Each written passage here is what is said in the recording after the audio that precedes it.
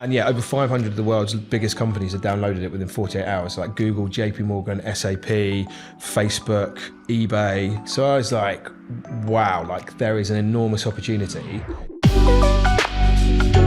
So good afternoon and welcome to another episode of Recruiting Alchemy. I am incredibly excited to welcome Steve Beckitt, unemployed, yeah, gainfully unemployed. I normally introduce people by their job title, but most of you will understand or be aware of Steve's story. I'm not going to try and tell it in my own words because I won't do a good job of it, but I'm looking forward to unpacking that today. So thanks for being on the show on what is, I think, the hottest day of the year. It is scorch outside, yeah, but thanks very much for having me. We've got a lot to talk about. I'm excited to find out all about it, but every episode starts with the same thing, which is what we call the two beginnings. The first beginning is a bit about Stephen Beckitt, the essence, the genesis story, where did it all start? And the second beginning is about how and why you founded your company. And people are going to be interested in both of those. But why don't you take us back to the very beginning? Okay, so I was born 41 years ago in a small town in Surrey called Warlingham, just south of Croydon. A couple of brothers, pretty unremarkable upbringing, to be honest with you. But yeah, went to school, was never especially good student. Yeah, spent a few years at school getting in and out of various bits of trouble, but nothing too dramatic. Ended up leaving before completing any A levels because education just wasn't it wasn't for me. Did what most people do, ended up in sales pretty quickly. Spent a couple of years as an estate agent and was actually showing somebody a house. Somebody worked for S3 Progressive at the time. Was showing them a house and he just said, "Oh, look, how much money do you earn? What hours do you work?" I told him, he said you could do more in recruitment. So went and had a few interviews, ended up joining the JP Gray brand of S3 2007. 2007. So hold on, because how many times have you heard that somebody's recruited into S3 by proxy of a car dealership, an estate agent, I was in a restaurant and whatever. I've heard that story so many times. Who recruited you into S3? So a guy by the name of Sanjay Ramdhani. He now runs a oil and gas or energy recruitment firm called Pangaea. Right, okay. Yeah. Still in touch? Haven't spoken to him for a little while. Actually spoke to him while we were at SourceBreaker. But yeah, good guy and he's done really well for himself. But was there a big idea? Did you have a vision or a dream, or were you just like get a job and see where it goes? So yeah, get a job. I think education was just never for me, and I like the idea of getting out working and earning a living. I knew that if I went to university, there's no way. I wasn't working at school. There's no way I was going to university without supervision and work hard, frankly. It's hard enough being supervised. Yeah, exactly. And just was always more motivated by like the idea of doing proper work as opposed to being at school. So went and got a role into sales and went from there. So bit of work as an estate agent. Mm-hmm. You joined JP Gray, which was an accountancy brand, if I remember right. It was, yes. Yeah, that's right. Doing finance recruitment? Yeah, initially finance recruitment. Where were you based? Based in Holborn, which is not a part of London I can necessarily recommend. I think go west or go east is good. It's a weird place, isn't it? Yeah, there's not much exciting happening there. And it's hard to get to. I don't understand why people have offices there. I was like, unless you live on the central line, there's no real easy way to get to Holborn. Yeah, or you're doing legal recruitment or something like that. Yeah, exactly. Exactly. Yeah, weird part of town. Yeah. What was it like? Great, absolutely loved it. Like I loved S3. It's just such a great place to be. Got loads of friends that I'm still in regular contact with from there. Great school. I mean, there's a reason there's literally hundreds of entrepreneurs have come out of S3. The type of people that they hire, the training that you go through and the environment that they create is just amazing for anyone, I suppose, but people in their 20s are hungry, want to do well, being surrounded by other like highly motivated people who've got big personalities, are loads of fun, and all are just driven towards having fun while making a success of themselves. I absolutely loved every minute of it. It was brilliant. How long did you spend at S3? 6 years. 6 years? Yeah. Perm contract? I was contract, yeah. Were you? Yeah. Proper? Yeah. There was always a bit of a split between like perm and contract. Didn't really tend to socialise too much with each other. Contractor would die me. Yeah. suited and booted? Oh, very much so, yeah. To the point that I was so indoctrinated by everything from S3. Like, there are so many good things from S3 that I took into SourceBreaker. One of the things that I quickly left behind, but not immediately, was the suited and booted. So I went and we'll get into how that all came about, SourceBreaker. But when I set it up, because I was so indoctrinated by S3, I was running a tech company whilst wearing a full suit, tie, even on my own. I'd go to the office every day on my own, wearing a full suit and tie, because that was just what was bred into you. I remember at S3, like, you couldn't even take your tie off at the desk when you were working in the office. It was... I remember, I mean, that was like, you know, if it was really hot, I remember people like, you can take your tie off. Special treat. Like, what? No way. Yeah. And you were like, mate, it's mad in here today. Nobody's got ties on. Yeah. Crazy. It's real. I mean, it's fucking mental thinking about it. Yeah. So you do 6 years, a good stretch in any recruitment business, but certainly in a contract recruitment business. Yeah. You know, you found a home, like you're earning decent money, I'm assuming. Yeah, good money. Yeah. And so what was the changing of the chapter? What drove you to leave, and how did that all come about? So I think I've I've always been reasonably confident and had a belief that I could make a success of things, you know, on my own. Loved, like I say, everything about S3, great leadership, great training, loads of good stuff to take from it. But just always had that feeling that I could do it for myself. And obviously when you're doing things for yourself, one, you have the control and you can live the lifestyle that you want to live, but equally the rewards are greater because you're taking all of the pie as opposed to a piece of commission. So I'd been thinking about it for a long time, and then decided eventually, right, okay, now's the time to go and do my own thing. So. Okay.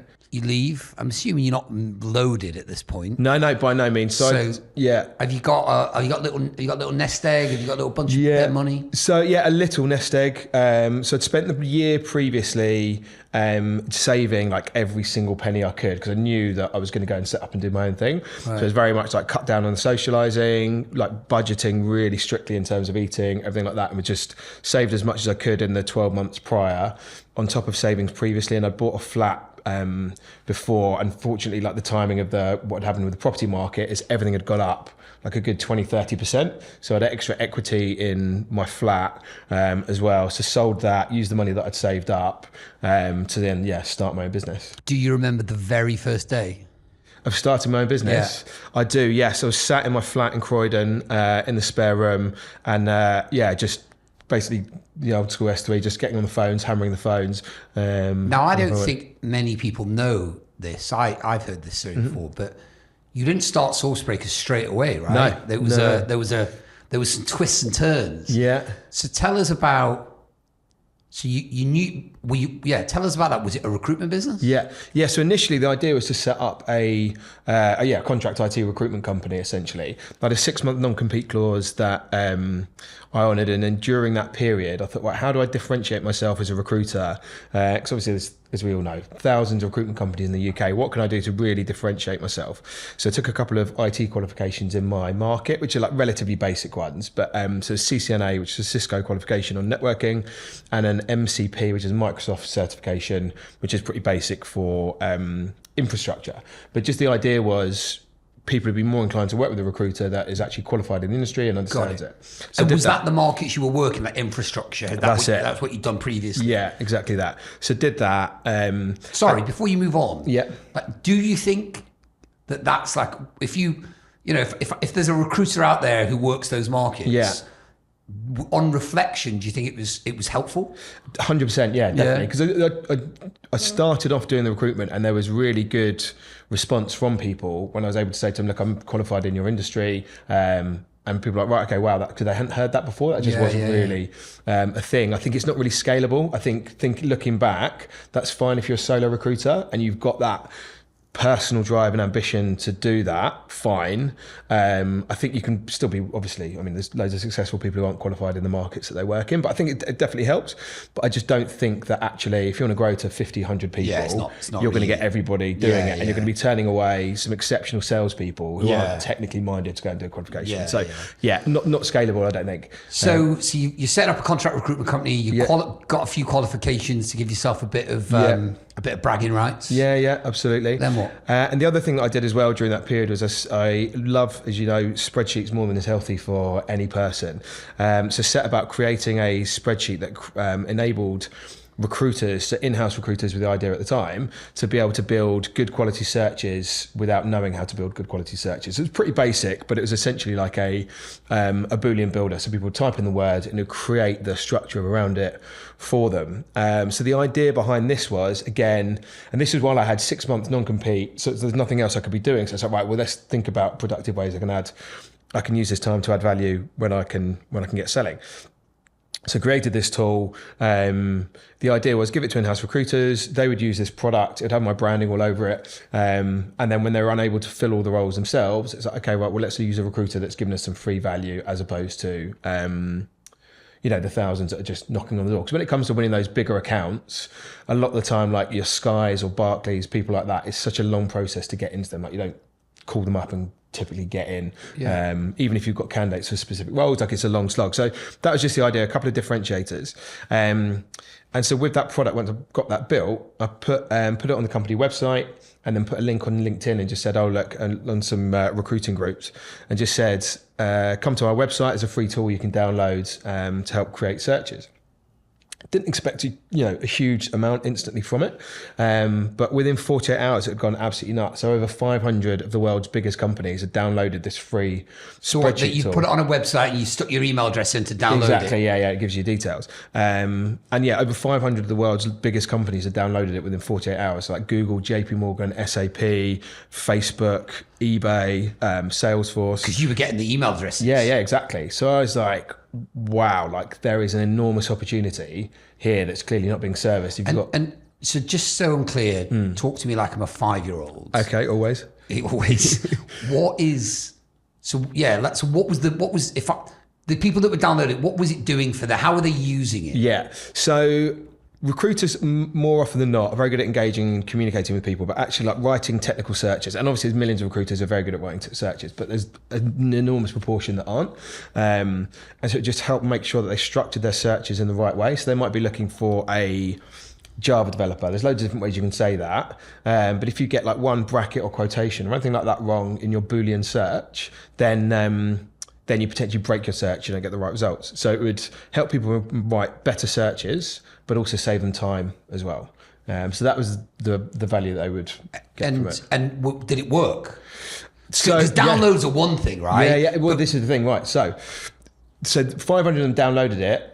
Certainly, I'm sure 500 of them were not then using the product. You didn't know because it was an Excel. It was all saved locally on their desktop, right? So I spoke to a few of them. So one of the recruiters I spoke to at Salesforce, he's like, I think it's great. I've sent it to our global recruiting team. How widely they all used it, I don't know. So I'm sure of the 500, a proportion of them it would have been helpful for. And you know what it's like giving recruiters technology. It requires a bit of encouragement to get people to use stuff, right? Yeah. But actually, they didn't need to use it for it to become crystal clear that there was an absolutely enormous opportunity. The fact that 500 companies were looking at it within 48 hours is like, there is an appetite for a search product.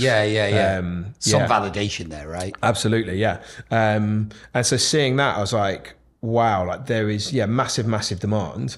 And so at that point, I was like, actually, I'd rather go and try and set up a technology company and forget the recruitment bit, because with technology, again, as we know, like you get valued on your revenue rather than on your profit. The outcomes you can get from technology are pretty wild, frankly. And so I thought the opportunity is probably bigger, like financially, but also a load of fun as well. Like I've always been like quite technically minded. My CTO would laugh at me if I said that I was a techie, but I've always had a technical mind. So for me, it was really interesting. Would be loads of fun, massive challenge, and the outcome could be. Could be really good. So. Where did you learn the spreadsheet skills? So, because actually, when you meet somebody who knows Excel, you're like, wow, that's fucking impressive. Because I mean, Excel is mind-blowingly powerful, right? Yeah. But if you, and I know this, having spent the first 2 years of my career working as a management consultant, the woman I worked with, mate, was just Excel nuts, right? And could do stuff with Excel that was just mind blowing. Yeah. And I don't even think she would consider herself to be like developer level. Yeah. But But so where did you manage to acquire these skills? So I think what I actually acquired, and which just stood me in really good stead throughout building the business, was understanding how to use my pretty limited skills, but actually benefit from someone else's expertise. So what I mean by that is, with Excel, there are millions of ex-developers, ex-accountants that are retired, sat at home with not a lot to do, and they're on all these Excel forums, and they will just answer queries really quickly. So relatively basic Excel skills in terms of like pivot tables, VLOOKUPs, and basic macros. That's boring technical chat here, but like some moderate Excel skills. But what I knew was how to go and ask the right questions of people who had way better skills than I did. Right. They'd give me some answers, then I understood how to take the code that they'd given me and then apply it to mine, and then create something off the back of that. It's like a really early ChatGPT. Yeah, there you go. Yeah, exactly. You know what I mean? Yeah. Crowdsourcing the answers. Yeah. And this is what I love, because you and I first met because I bought a load of spreadsheets off you. Yeah. Which I don't know why I did it. They were great. They were great. No. Yeah. They were great. But it was just, I mean, and that, look, the reason I think it's important that we talk about that is because I think for somebody out there who doesn't know where to start, that was a really great example of where they just make a start. Yeah, 100%. Find something to sell. Yeah. Doesn't matter what it is. It might not be that, that's not where you'll always be, but you know, that was proper hustle. Yeah. You know what I mean? You built, it was quite odd to be selling an Excel spreadsheet to somebody. I paid $3,000 for it, mate. Yeah. You know what I mean? And I think I was so broke, I paid it in about 6 installments. So I remember when you came in and you showed us how to use these Excel spreadsheets, and we were like, wow, it's pretty mind-boggling, like how powerful it is, especially the fact that it's in Excel. But it was a slightly different time as well, right? You know, things hadn't quite tell. Nonetheless, but for me, I think it was just inspiring that you were able to turn an idea into an incredibly basic product and use it to generate revenue, which gives you some evidence so you can go raise some money. 100%. Do you know what I mean? Exactly. And I think for a lot of people sat at home with an idea, they're like, yeah, but I need $100,000. Yeah. I'm like, no, you don't, mate. There's always a way to move it forward by 1%. Yeah. And I think you were certainly inspired us at that point. Because we had an idea that went on to become Hinterview. Yeah. And I think we were inspired by your willingness to sell something fucking terrible. I'm only kidding. I'm only kidding. Terrible. I don't mean magic that. stuff. I don't mean that. I'm sure. And look, but what I'm saying is, you didn't. You know, you were able to. You know, it was proper entrepreneurship. Yeah. In my opinion. Nice. Thanks. You know.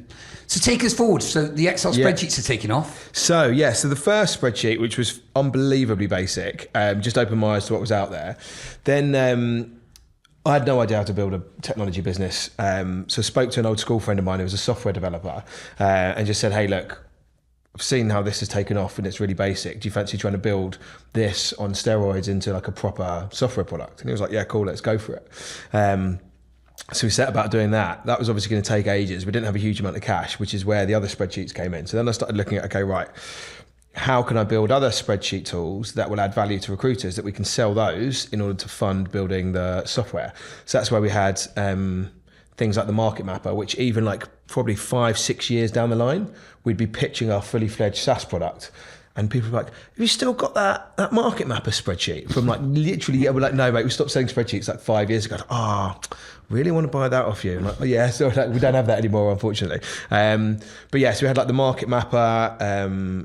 There were just, probably 5 or 6 in the end that cost relatively little to develop. Because my Excel skills are really basic. And those tools that, you know, didn't look especially pretty, but were effective, were beyond my capabilities, even by using these forums to be able to go and build. Let's say they would have just taken months and months and months. So I found a guy on People Per Hour called Zenonas. I haven't been able to get hold of him for years now, but this guy was like unbelievable. So he would then build these spreadsheets for us. So like the ones that you were paying $3,000 for, I'd be like, right, Zenonas, I'd tell him what I would want built. He'd go away and do it. And I'd be like, right, how much is that? And he's like, oh, that's £200. And then we'd go and sell it for good money. So so I'd like a few of those products. We ended up making like 6 figures of revenue off the back of selling spreadsheet products that cost us a few £100 That's to amazing. make. was great, and that allowed us to get the product to the full, fully fledged SaaS product to market without actually taking any external funding. And like you say, in terms of like validation for investors, like, okay, right, how can you prove that your product's going to work? It's like, well, we've made 6 figures of revenue off the back of selling spreadsheets to people. This is, that, but way more powerful. Yeah. And so from an investor perspective, it's like, wow, okay, well, if you can get 6 figures of revenue out of selling spreadsheets, then there's clearly, significant upside from actually building a proper software product. And I think without realizing we were doing something quite good, that I suppose it's like that, almost like that ignorance and that naivety of not realizing really what we were doing and how the system worked. It was like, right, let's just find ways to make money, and off we went. And we didn't realize that, because we knew nothing about building technology companies, that, like you say, the way that people often go about it is like, right, let's go and ask people for 100 grand before we've got anything. Whereas we were like, we've got 6 figures of revenue and we don't even have a product. And people are like, okay, right, this is way more investable. And yeah, it was only further along that we realized we'd done something, quite impressive for investors from that point. Amazing. Yeah. I remember reading a San Francisco. It was I think it was on Reddit or Twitter, and it was how it was a VC company they were investing at pre-idea. Wow, that's amazing. That's early stage, mate. Yeah, that is so San Francisco. Pre-idea. Pre-idea. That's right. That's wild, mate. Yeah. We're writing $500,000 $500,000 checks to pre-idea founders. So where did you get the name from? Oh, so everybody thinks this is a massive ego play. It's like SourceBreaker, Steve Beckitt. For anybody's ever set up a business, you know how long it takes to find a name, because every name you think of, you're like, oh, this would be a really good name, and the domain's gone, or the domain is there, and then you check, and like in America, and you always think, right, okay, we're eventually going to go into America, so we need to make sure the name's available there. The name is taken by somebody in America or someone in the UK. So you go through hundreds and hundreds of names. And for me, naming a company is probably the most time-consuming, boring endeavor that you can have. And so we went through like hundreds and hundreds of names. And it was actually Dave Sherlock, my co-founder, the software engineer at the time. He's like, what about SourceBreaker? And I was like, I like that. It's like kind of like code breaker, like you're breaking stuff down. And so we checked it, and nobody had gone with that name. So I was like, right, off we went. It's a great name. Thanks very much. I always loved it. Yeah, nice. Yeah, I did. It is a great name. Cheers. So you're off and running. Yeah. You've got some money coming in. Yeah. You starting to get excited? Starting to get excited, but again, as you know, like running a business, you just have this. Once you start burning some cash, you just have this thing on your shoulder which never leaves you until you sell, which is just this fear or concern about, what if this client doesn't pay? What if somebody bombs someone, the economy collapses? Like, you just have this, I don't know, this eternal anxiety just sitting on your shoulder, I think. And so definitely getting excited, thinking, right, we've got potential, we're going somewhere here. But just with that constant fear of like, well, somebody could build something that competes. And actually, that's exactly what happened just before we were due to launch our fully fledged software product. There was a competing company that built recruiting tools, released broadly very similar to what we were releasing, and gave it away for free to the market the week before we were due to launch our product. And again, with our naivety, we're like, oh my God, this could kill us. Like this, these guys have got a massive, massive brand name. They've got thousands of clients. They're really, really well known. And they've given away what we've got basically for free. So that was like the first real fear. But actually, again, like what you find is when you give something away for free, people don't value it, people don't engage with it, and they will look at something, try it, and then they won't actually properly engage with it. Whereas what we were doing is we were calling people up, selling the value of the product, onboarding it, getting them using it, and actually we were able to sell it and generate revenue from it, even though there's this free product out there. And we were able to demonstrate, although the product was broadly similar, that we could get better results for them. So even though there was a free product, it's like, well, that's free, but it's not actually really enhancing what you're doing. Whereas we're going to charge you, but here's 3 times as many good quality candidates than you're able to find either with that system or on your own. But I think that was actually really good to happen very early on, because we realized competitors come out, you have these different threats that happen, but actually they might be like a little bump in the road, but they're not going to completely wipe you out. And it's quite good having that early on to make you realize that. Did you have a direct competitor? We did. We had Broadbean had a search product, Daxtra had a search product, and Textkernel had a search product. 3 very, very good businesses. I think the advantage that we had was every ounce of what we were doing was focused on initially on the candidate search side of things. Whereas Broadbean was a multi-poster that had a search product. Daxter and Textkernel were parsers that had search products. So the majority of their energy was focused on other areas, and they had their own very good search products. Whereas because we were able to focus all our energy on it, we were able to compare favourably when we came up against those guys. Got it. How long before you raised meaningful cash? How long did you go before you really scaled it? Yeah. And do you remember what were the highs and lows of those early days? Yeah. So it became apparent pretty quickly that the business was going to, certainly in the early stages, obviously you can't see years ahead, but that it was starting to take off. People were buying it, people were liking it, like people love the spreadsheets, people started to love the software products. So I said to my co-founder, I was like, look, Dave, we need to get an office, we need to get funding, we need to really kick on here. Dave's actually still one of my really good mates. And at that point, he was like, look, this isn't, like, I'm up for building websites, but like investment offices, that kind of thing is not really for me. So I'd like to step away now. And so did that, bought out most of his shares, he kept some, and kind of on we went from there. And so at that point, we had the offshore development team, and then started to look at taking funding. So took the first bit of SEIS funding, which is 150k. For anyone who's looking to start a business, SEIS is an incredibly tax efficient way of raising money for investors, where this is not tax advice and don't quote me on this exactly, but broadly speaking, if you invest, say, £10,000, you're able to claim back £5,000 on your tax return. Look into that in more accurate detail than that. But it's a really good way of raising money. So we did that. We took 150k of SEIS. So for me, it was an enormous amount of value. So I had all of the energy in the world to build the company, but so much stuff that I didn't know. So for me, having the good advisors around me added enormous value and just helped keep you on the right track.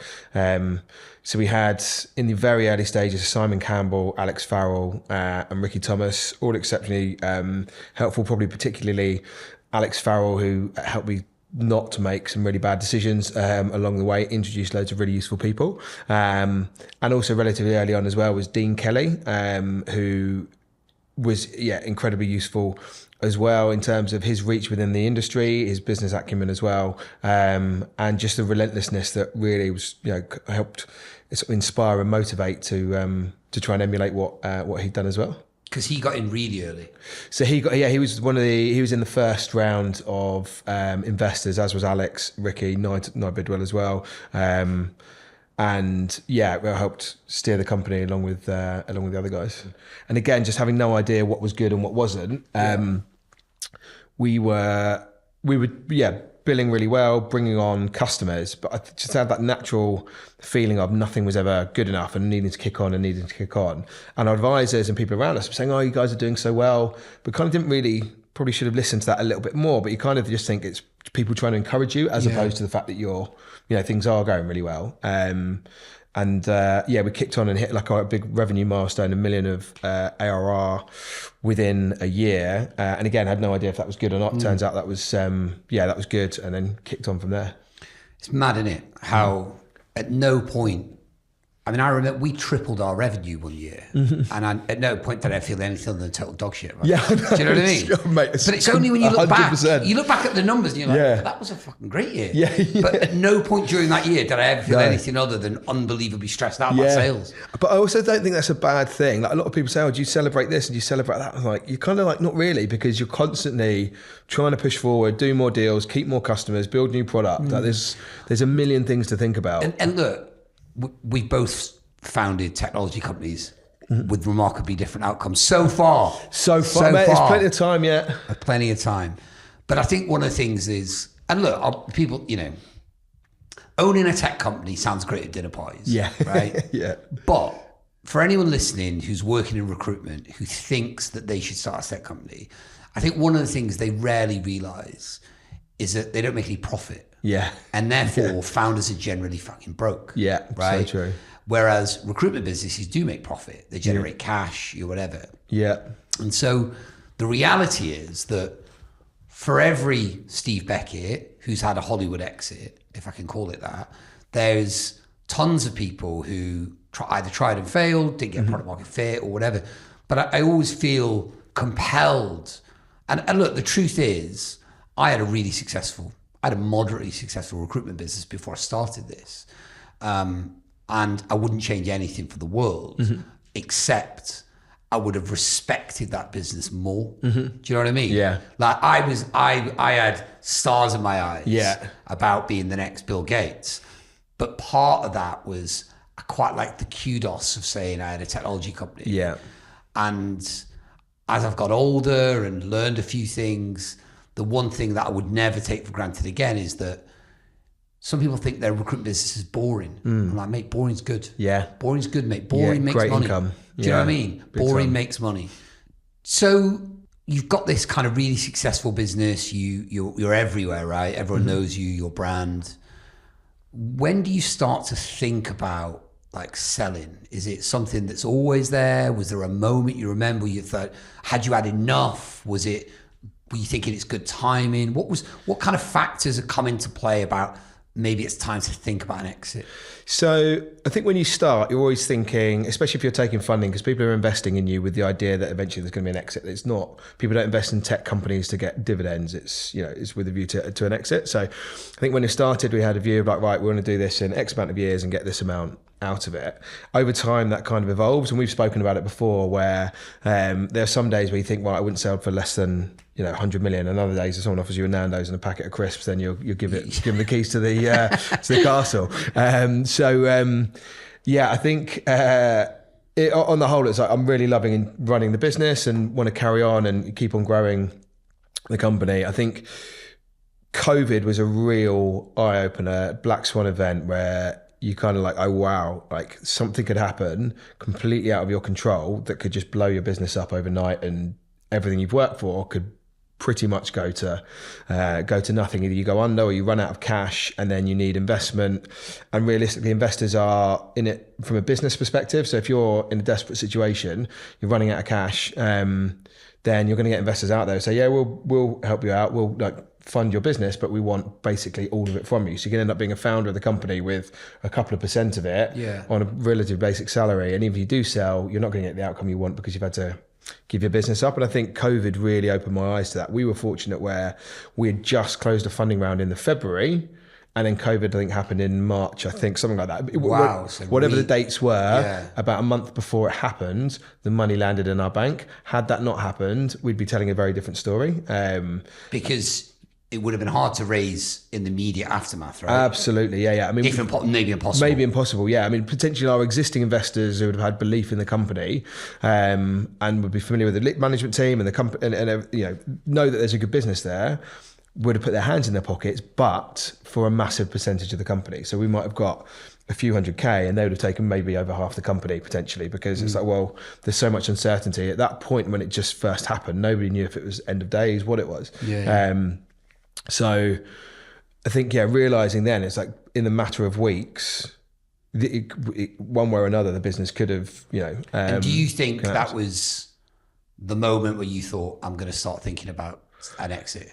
Certainly, at the very least, taking a meaningful amount of money off the table to secure my family and de-risk. Exactly. Because like you say, with a technology company, you run along, you take not a huge salary, normally not a six-figure salary. If you've got a wife and children, or a husband and children, that's not cheap in London. And that realization of like, wow, okay, actually living on a salary and then all of it suddenly disappearing isn't a sensible way to go about things. So I started thinking about, okay, well, do we go down the private equity route? So we sell a significant proportion of the business, get a significant amount of money out to kind of de-risk life, mortgage free, cash in the bank to just basically feel comfortable, and then kick on for the next leg of the journey.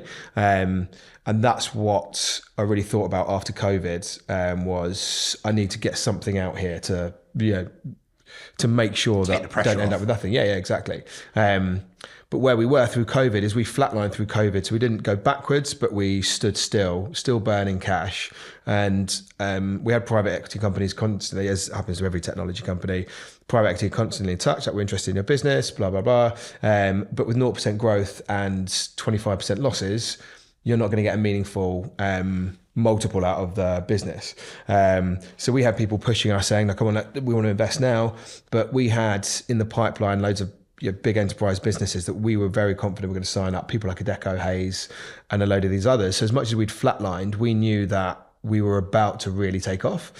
So we said to the people at the time that had expressed an interest in the business, like, look, we're interested in doing something, but all the stuff that I'm telling you we're going to do, I want to be telling you we've done in 6 to 12 months time.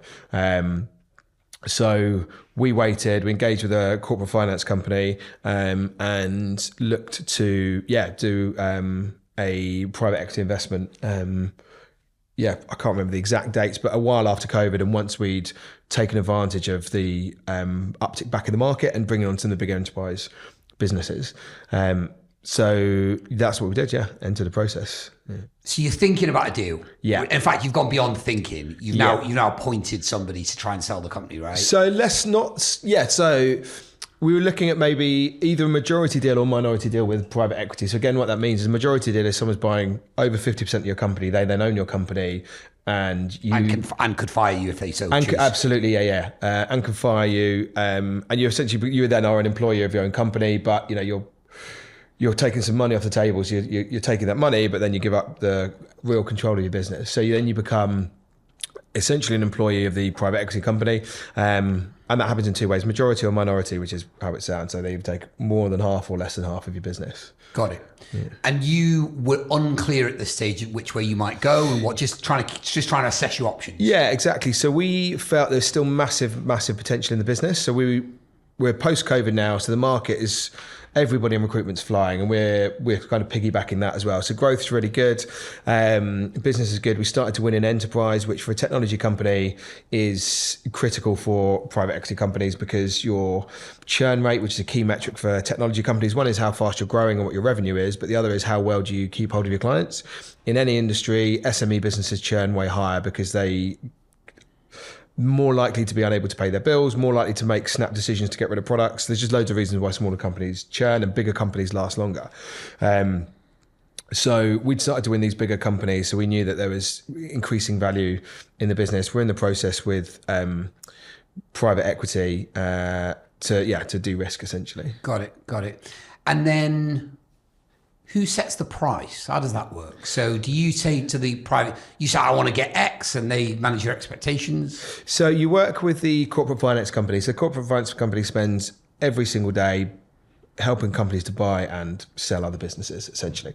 And they will give you a steer for what your company would potentially be worth and how they would pitch it to potential investors or acquirers. So we worked with Cavendish, and they said, we believe your business is going to be worth X multiple. We're going to go and speak to private equity companies. We're going to give them an indication of what they would, the ballpark of where they'd need to be in order to be at the table for this kind of deal.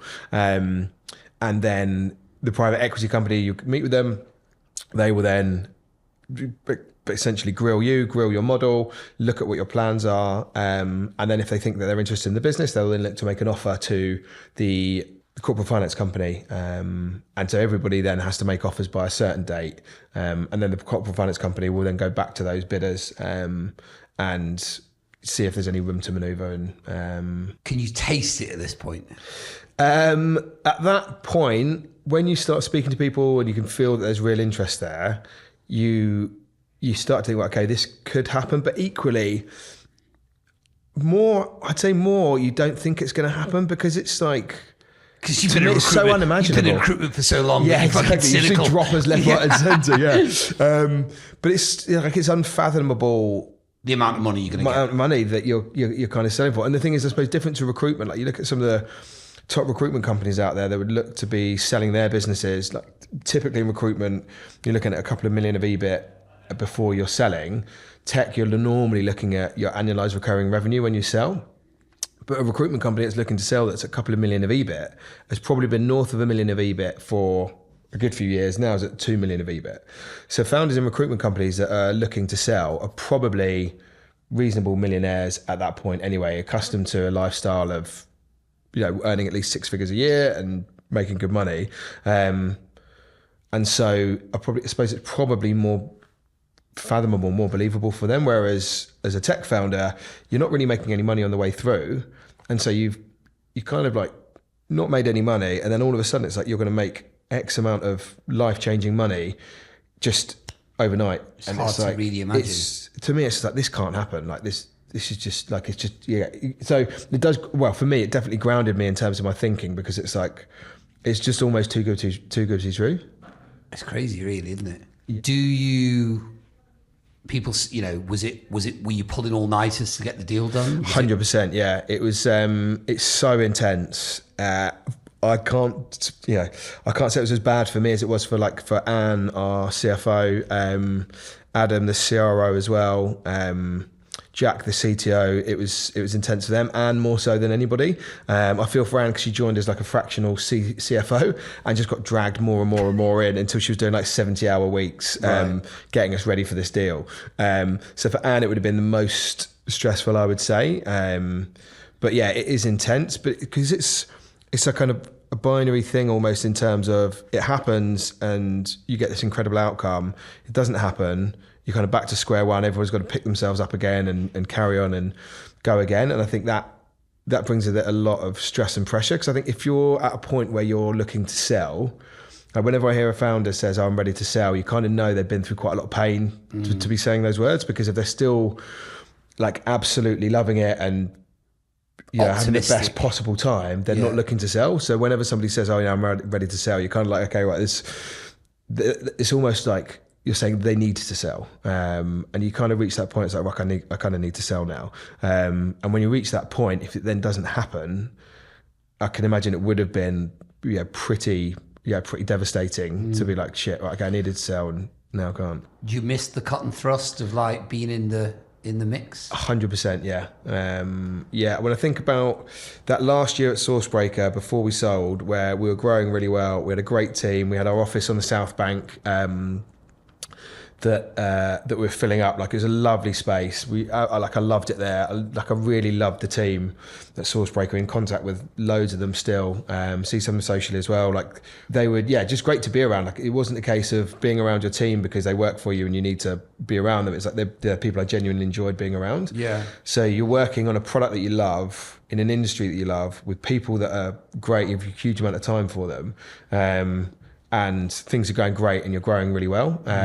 So I definitely miss that. I am acutely aware that the last couple of years have not been quite as, sunshine and roses, or whatever the expression is. So I think I probably would have enjoyed it less the last couple of years. I definitely, that feeling then, I really miss that, and like working with people, building something, definitely. And if somebody's listening out there and is interested in going on their own journey with a technology idea, is there any advice you would give them? Is there anything you'd say? So a few big things for me are get really good advisors in early. So like I say, the guys that I had in early, people like Alex Farrell, saved me loads of mistakes, potentially saved me from not being able to get the company off the ground. So people who've been there and done it. But if you're looking for advisors, you need advisors that have done it. There's plenty of advisors out there who, for me, when I'm getting advice from someone, I want them to be able to say, when I was in your shoes, these are the decisions I made. And I think if they can't say that, then that's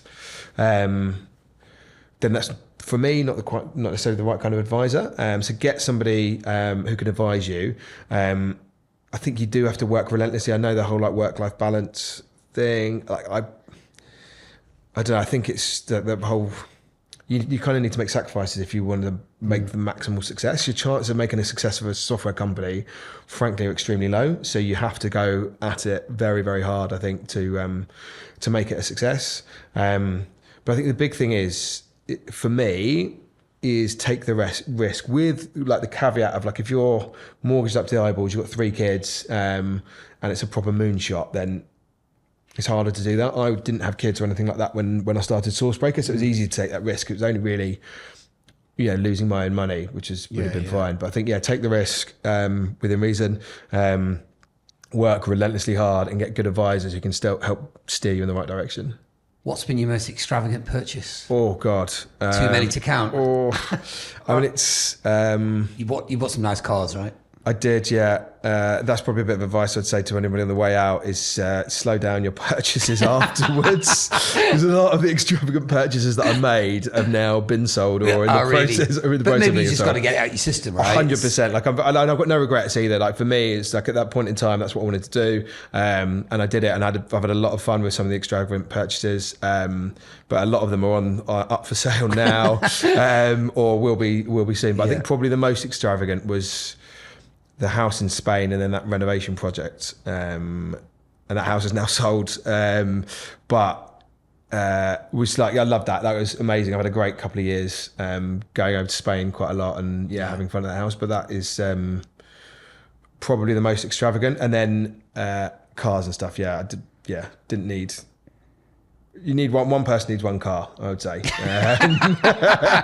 learned. I've learned. And, I didn't get that maths right. Well, I won't say how much it was, but I remember when I met you for a drink, and you'd taken your car to the car storage place. Yeah. And the cost of storing the car was essentially worth more than my car. Jesus Christ, I remember thinking, that's an overhead. Yeah. That's an overhead that your average person hasn't got. Storing my fourth car. Mate, thanks for coming on. It's been amazing. I loved it. Congratulations on all your success. Thanks, and I say this from the heart, mate. Nobody deserves it more than you. Thanks, mate. Appreciate it. And I look forward to hopefully welcoming you back another time. Good man. Nice one. Appreciate it. Thank Cheers, you. Mate.